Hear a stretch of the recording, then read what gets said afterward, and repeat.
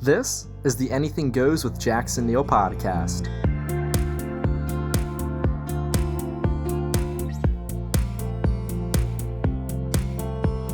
Welcome back. It's episode number 127. I'm Jackson Neill. Today's guest is the hip-hop artist Shepherd, talking with him about his latest single, Gametime. But before we jump into that, I want to remind everyone that this podcast is available on all of your favorite platforms, including Apple Podcasts, Spotify, Stitcher, YouTube, SoundCloud. Basically wherever you listen to podcasts, and make sure to subscribe to get to the new episodes every single Tuesday and Thursday. So Shepherd recently released his single Gametime. He released it this year and it picked up a lot of steam. It got put on some playlists. Before you know it, it was getting into the millions of streams. It was pretty big. It was a pretty big song for him. Got some placements on some cool things. And then all of a sudden, someone wanted to jump on the remix. And that someone is NBA legend and hip-hop legend Shaquille O'Neal. Came out of retirement recently, and he hopped on this remix of Shepherd's Gametime. So naturally, I wanted to talk to Shepherd about making this song, about what it was like getting Shaq on his track, and just a lot more about his overall story, because he's a pretty interesting guy, and I had a great conversation with him. So, with that said, let's go right into it. Can you tell me a little bit about this single Gametime and how it came about? Yes, sir. Yes, sir. So in high school, I used to play football. I was a middle linebacker for the Hollywood Hills Spartans. And I used to love – there's a feeling that you get when you step on the field. You hear the crowd screaming. You got your friends and family coming to the game. You got the cheerleaders cheering as loud as you can. You got the band playing. And I just got this feeling every single time I got on the field right before it was game time. When I was writing the record, I was in Chicago. I had $7 in my bank account, and I spent all my money on a beat that I got on the check, which is ridiculous. Probably not the smartest move, but I've spent my whole check on this beat. And I was like, we're going to make a hit to this. I want people to feel exactly what I felt when I got on the field. And, man, I wrote the record 3 or 4 times. I'm just going through ideas. And I'm like, it's game time. It's just like getting psyched for the game. And it just started popping off, man. Like, I had a vision for it. I started doing different promo, meeting with football teams. And then next thing you know, like the St. Thomas Aquinas started hitting me up. And then different football teams and different gyms already started playing it. I'm getting a message from Four Corners on the Toronto Raptors, like, yo, we're playing your record. I'm like, what? So it's been dope to see a vision that I had for a record, how I want somebody to feel a certain way when they heard it, actually pop off and inspire people all around the world. You know what I'm saying? So, yeah, man, that's basically it in a nutshell. Yeah, definitely. I mean, I love the track. I think you really communicate that feeling. Appreciate it. I played football myself in 6th grade, backup safety. A little not as prestigious as starting middle linebacker, but I still remember that feeling, I guess. Right. Yeah, man, it's hype. You know what I'm saying? Getting yourself ready to compete, ready to give it your all. You know what I'm saying? And it's dope to see how people have taken the record and like personified it. You know what I'm saying? So the other day on IG, I posted a clip, and this dude who heard the record at a local Planet Fitness was saying like it helped him through depression, and it got him lifting weights and losing weight. You know what I'm saying? And I'm over here as the artist hearing that and seeing how you could personify a record as a fan and make it your own. I'm like, man, more power to you. So it's been encouraging, bro. Mm-hmm. Most definitely. Yeah, I mean, I saw this was racked up millions of plays, on big playlists. You send the Toronto Raptors playing at their championship parade, and I mean, I saw that on Instagram. You posted that. As the artist, I guess, just take me into that feeling. What is it like when you see that reaction to a track you make? Man, it's ridiculous. We just hit 6 million yesterday, so I appreciate you bringing that up. Congrats. Yeah, man, it's literally insane. Like, I was working at a T-Mobile flipping phones, dude, and I'm flipping phones, and then I get a message while there's a customer in front of me.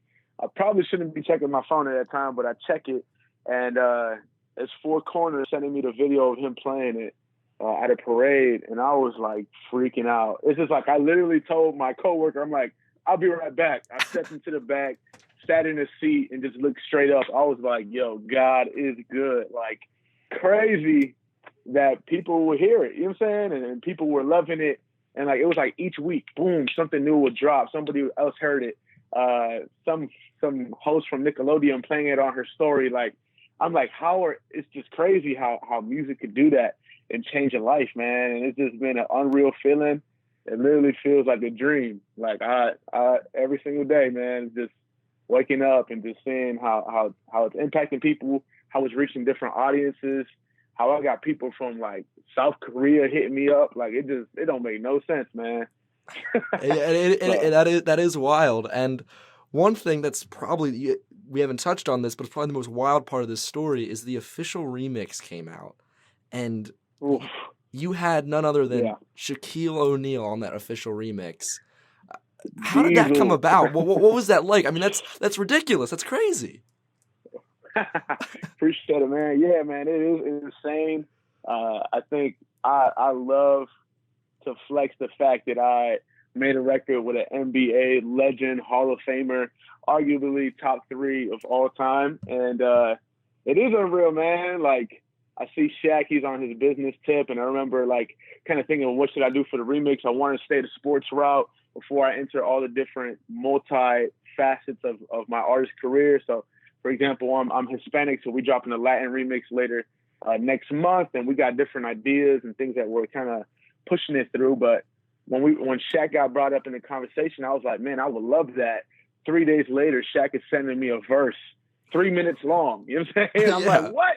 You know, I'm like, verses are not supposed to be 3 minutes, but he literally, I sent him the beat, and he recorded from the beginning to the very end of him just rapping, bro.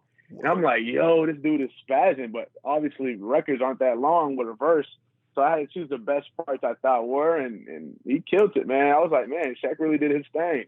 So I highlighted a couple lines. I mean, the one line that really sticks out is I was number 1, Michael Jordan number 2.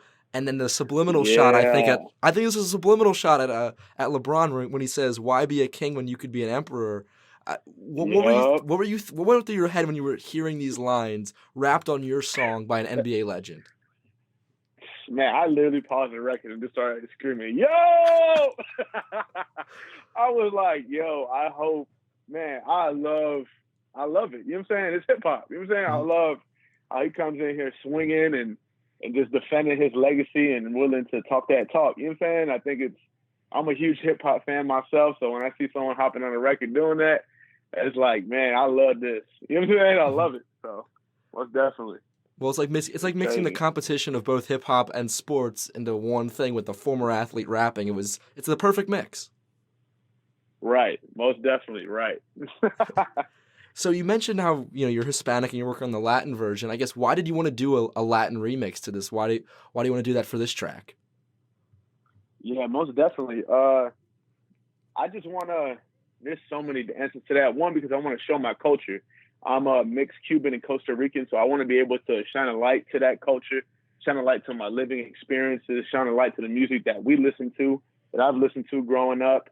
It's crazy because one of the first hip hop artists who actually helped put me on in a studio, it was my cousin, and he's Costa Rican, and he actually rapped in only Spanish. You know what I'm saying? Mm-hmm. So, like, I think it ties into my roots. It ties into my family bloodline. It ties into just who I am as a person.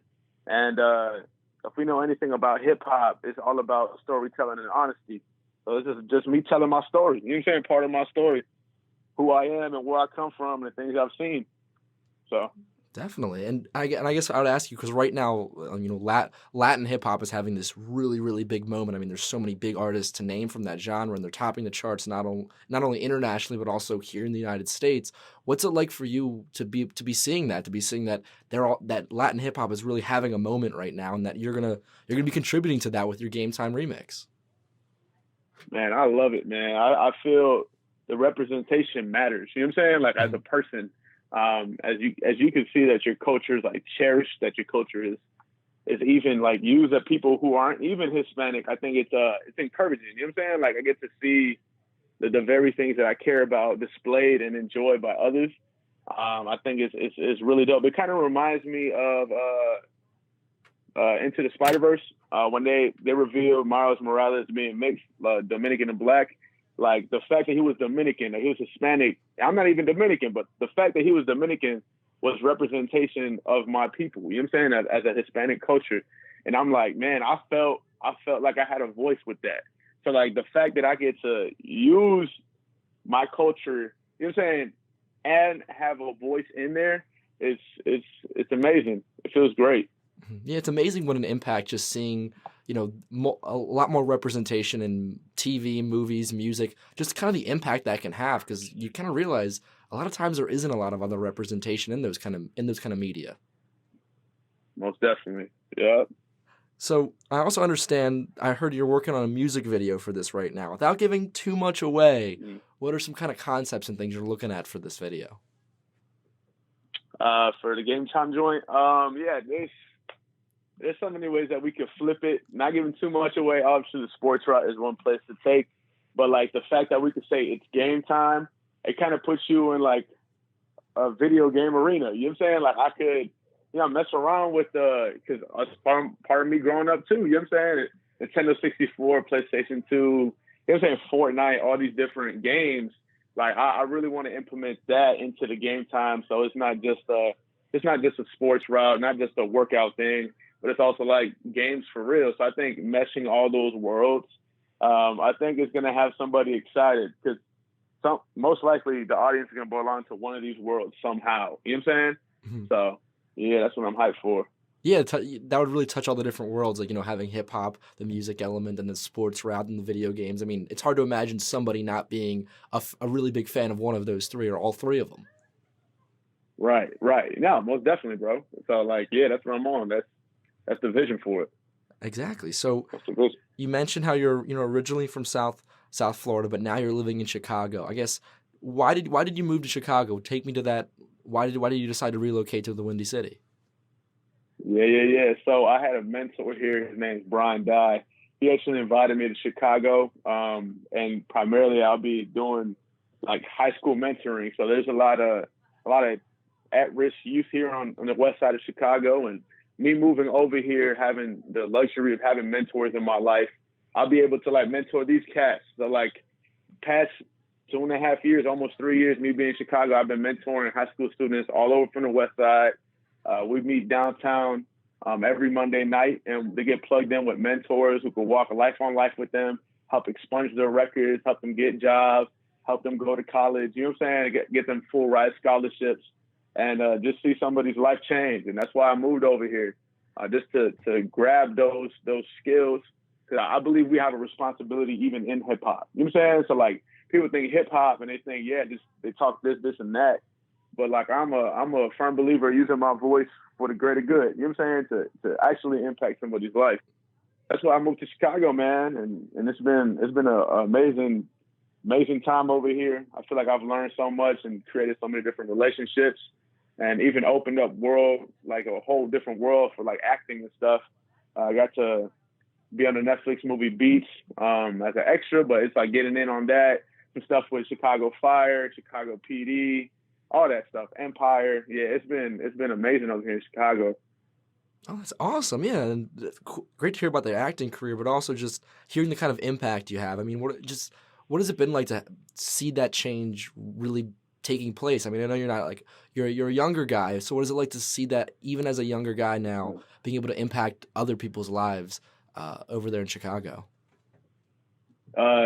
It's been amazing. I think it helps me take each day more intentionally.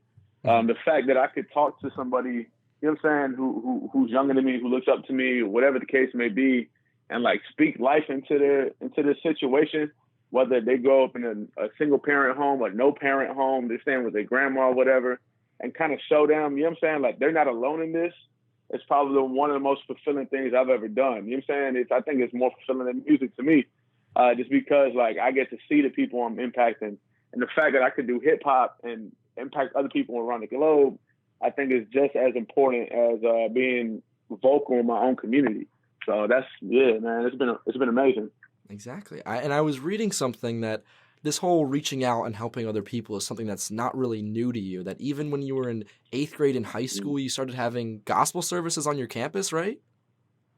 Yeah, man, it's been amazing, man. Like I remember 8th grade, even in high school, we started this Bible study club during lunch, man. And I remember it was just like 3 or 4 of us, and then next thing you know, it's 90 something of us. We packing out classrooms. This is a whole bunch of knucklehead high school students. You know what I'm saying? Trying to figure life out, and yeah, it's been dope, man. Just being able to, you know what I'm saying, be true to who I am and who I believe in. You know what I'm saying? Talk about my faith and be real about that, and not cater my faith to someone's experience, but showing them how you could be real about your faith and really be who you are. You know what I'm saying? And not lose who you are. And that's what we are, man. So yeah, most definitely. Yeah, that's awesome. I read that story. I thought that was so cool. I mean, you have a quote saying that you would pack out classrooms, 40, 50 kids up to the 90. And it's pretty incredible to hear about you enacting that kind of change, even just in high school and now continuing on with that. So I want to say that's really cool, man. Appreciate that. Much respect, man. Much respect. So this acting thing, I kind of want to get into this. So when did you start to take up an interest in acting? So I was funny. I was working a whole different job.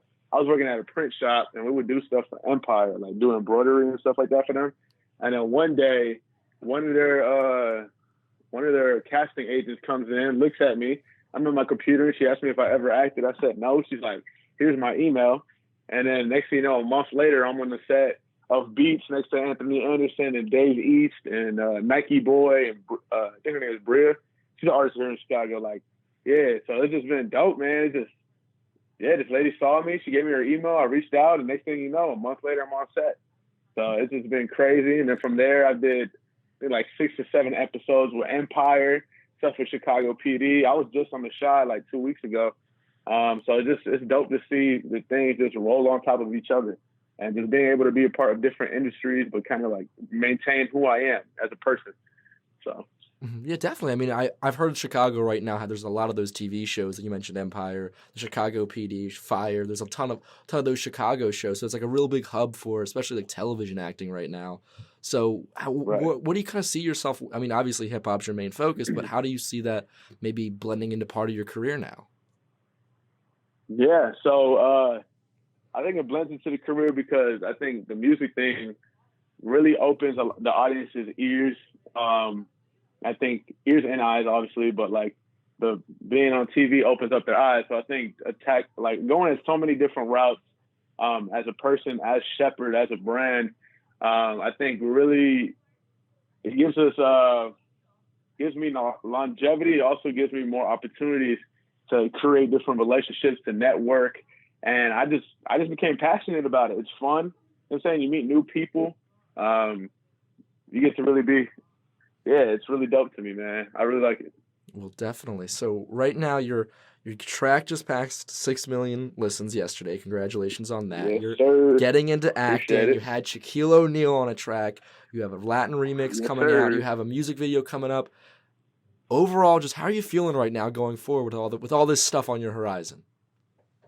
Hey, man, I'm feeling blessed, man. Like another day waking up, you know what I'm saying? The Lord gave me another day and being to have different opportunities to jump on radio stations with, like, for example, you know what I'm saying, talk about my story. It feels good, you know what I'm saying, to be able to talk about your life and relate to different people and be put in different scenarios and different places and just try to be a light, man. So, yeah, it's been encouraging, man. I love this. Gotta give a big thank you to Shepherd for coming on to the podcast. One of the most energetic guys I've ever talked to. It was just a really fun time talking with him over the phone. I could just feel the energy coming through during our conversation. Make sure to go check out his single Gametime, especially that Shaq remix. There's subliminals that Shaq throws at LeBron and then even to MJ. It's kind of crazy. I'll have a link to follow Shepherd so you can keep up to date with everything he's doing, as well as a link to check out his single down below. And with that, that's going to wrap it up for this episode of the Anything Goes with Jackson Neill podcast. Thank you so much for tuning in. Remember, this podcast comes out every single Tuesday and Thursday, so make sure to rate and subscribe on your favorite podcasting platforms. For more episodes of this, archived episodes, as well as archived episodes of my sports and music discussion podcasts, you can go over to jacksonneillpodcast.com. Now, if you're a really big fan of the show and you want to get a little bonus content, some bonus questions from interviews like today's, you can head over to Patreon and become a subscriber. For just $1 a month or a couple dollars a month, you get access to all this bonus content from my 3 podcasts, including the bonus questions from today's episode where we talked a little bit about the NBA and stuff like that. So definitely recommend you guys going over there and checking that out. Link to that down in the show notes. If you want to stay up to date on everything that I'm doing, you can follow me on Instagram and Twitter at JacksonNeill20. Today's music is by Analog by Nature with their song CDK Sunday. Thanks again for listening. I'll see you all next time.